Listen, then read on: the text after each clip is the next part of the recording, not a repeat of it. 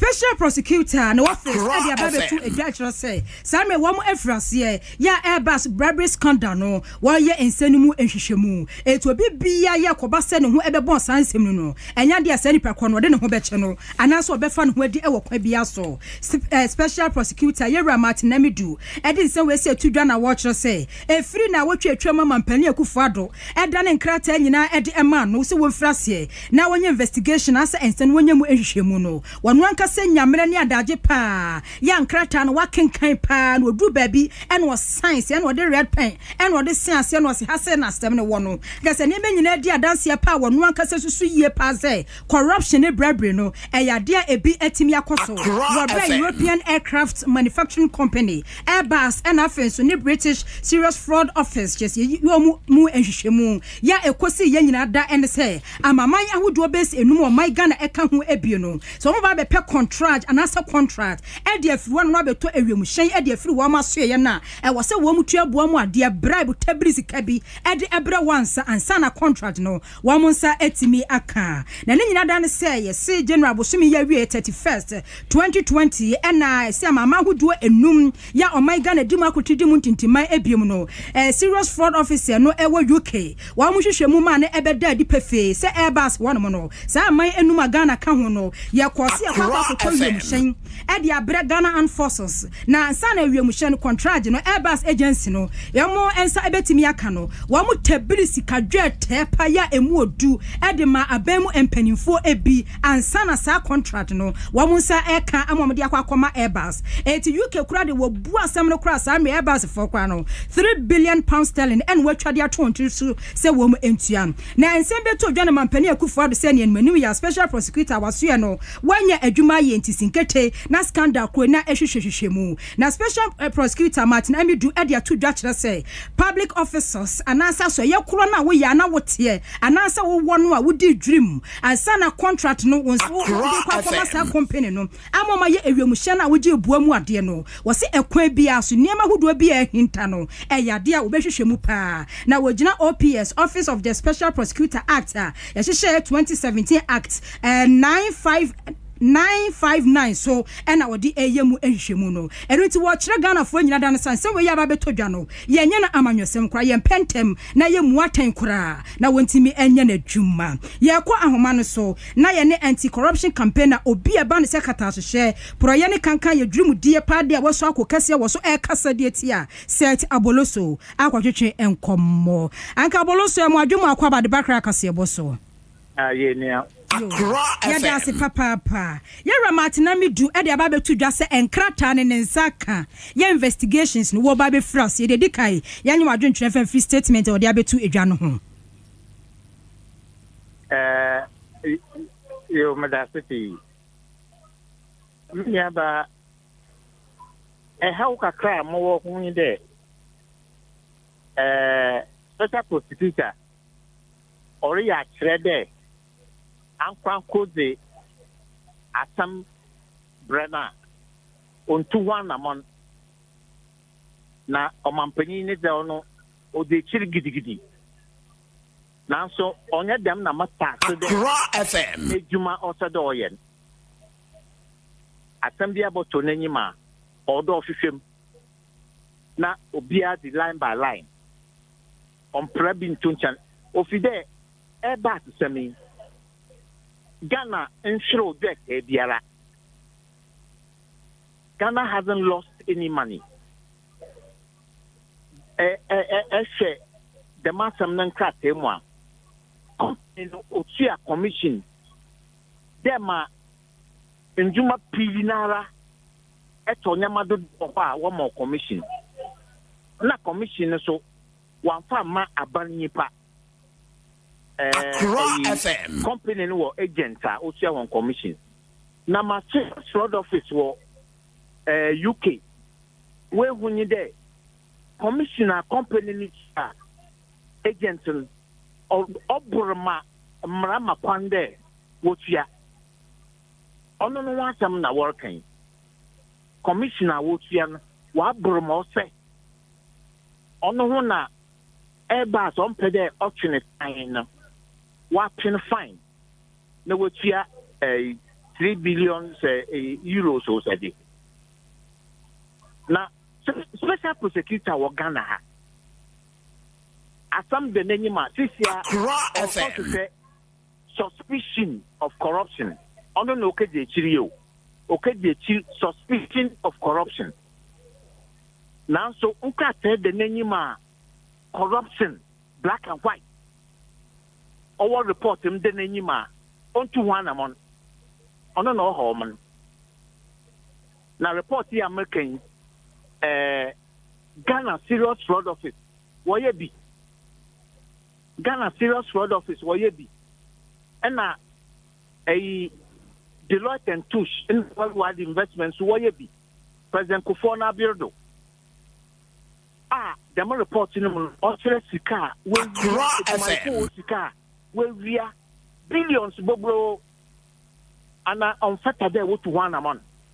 Now, what did you do, my fool, Oscar? Now, one did them scale now back at their pensioners are suffering. Pensioners were suffering, and one of my pensioners was suffering. One you know. So, you see, on Saturday, Abrafo say, pursue corruption, selected application of action on corruption. Corruption, feel the way you ma. And Jaho, then to can cause suspicion of corruption. I mean,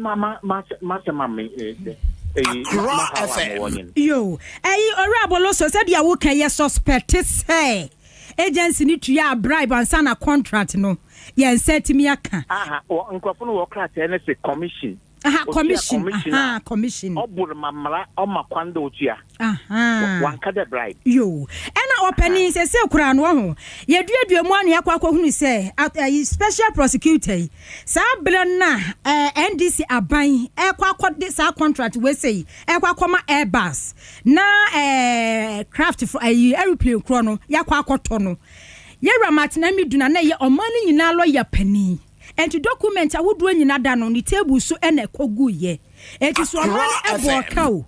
Se omani amoka o. Ono kra betimi aka se kedo ye bo bi kwadu a enko no kra de ho subuo bi ebebo no. Enti ono abre so no gina mu de ma omani nkrata nyina hye ne nsa no. Enenu na ono sanso atena se ne se waye mu hwehwe mu kra no. Edi mu sa esefata. Amidu sefata sasa investigation we no woye.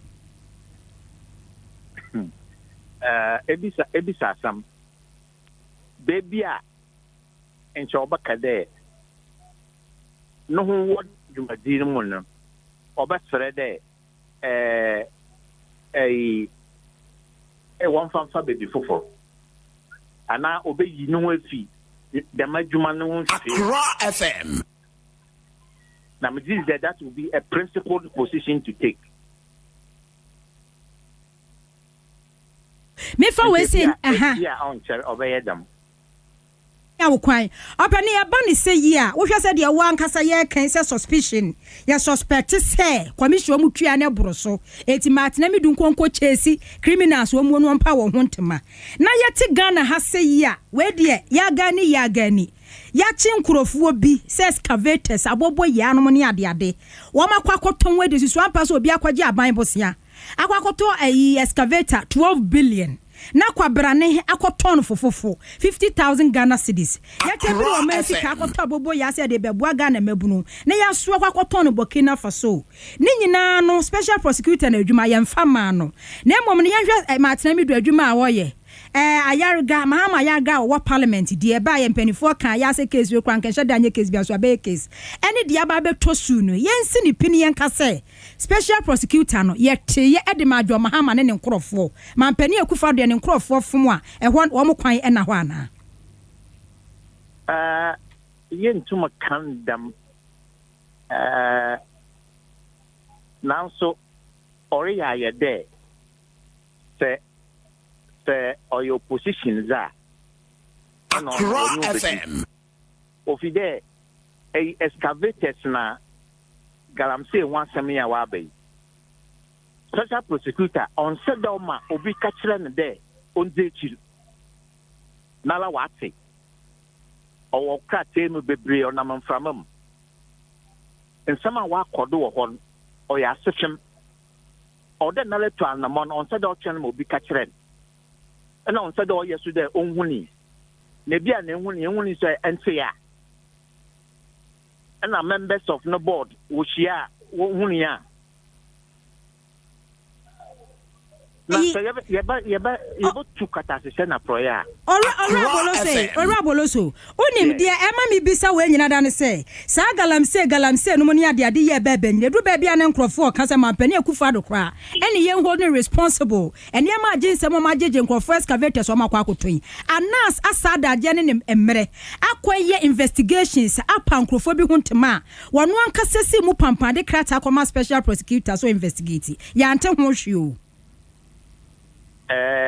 or the ye ebiana why and with Juma. Now so on fan to Quado. And so there, ye to an among ye bison want some. Now say a Juma da FM in trade. Not saying ye with Juma. Enjoy and Kedi at the Fufrichi.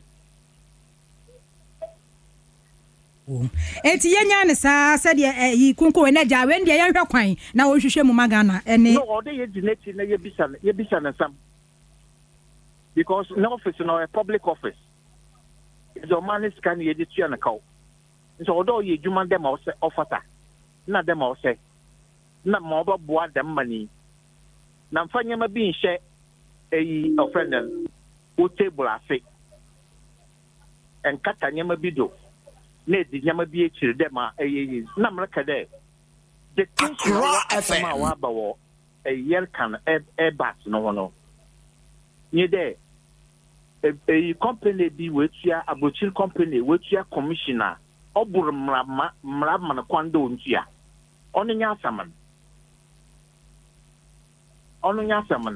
aha na ajo da yenyim fili so excavators are what for baby a young honey.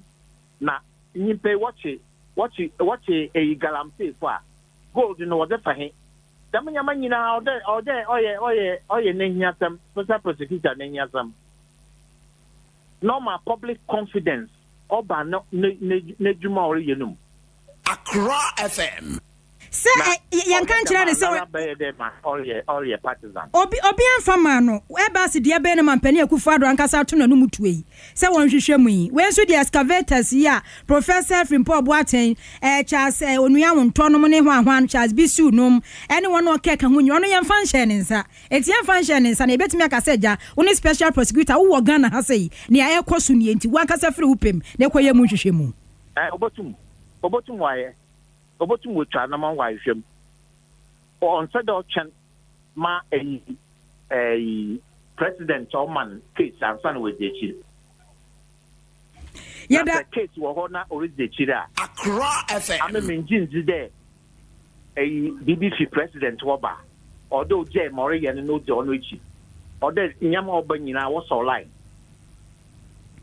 yo yada sia nwure yada je ya wanya ene adwetwe enkomo eti abusuafo reset aboloso why anti-corruption campaigner wose aja dia mo suspect a yanchi wo bia eno sei won kwahwehwe mu na emamu ya chi akromfo ya gani fili ni pa nkrofo excavators ya akromfo atwa aton wadie eno dia mo so anfo hunkonkodi dia special prosecutor Martin Amidu na ansa unim say adwuma yewe agencies ahodo ya wo se wo yesosa ope advert dey free nipa no hono mo a gise bi kwa nipa no maniska ansa na advert wo dey amawo no correct so one farmer na unsanka nsempio because ya kwa adwuma yewo mu yi sa na tie one farmer na unsanka ana ade no so no companies ni dooso weyeje yanka say bia de nipa no ye no well ye nimu de but weyeje enti company bia so kwa akopere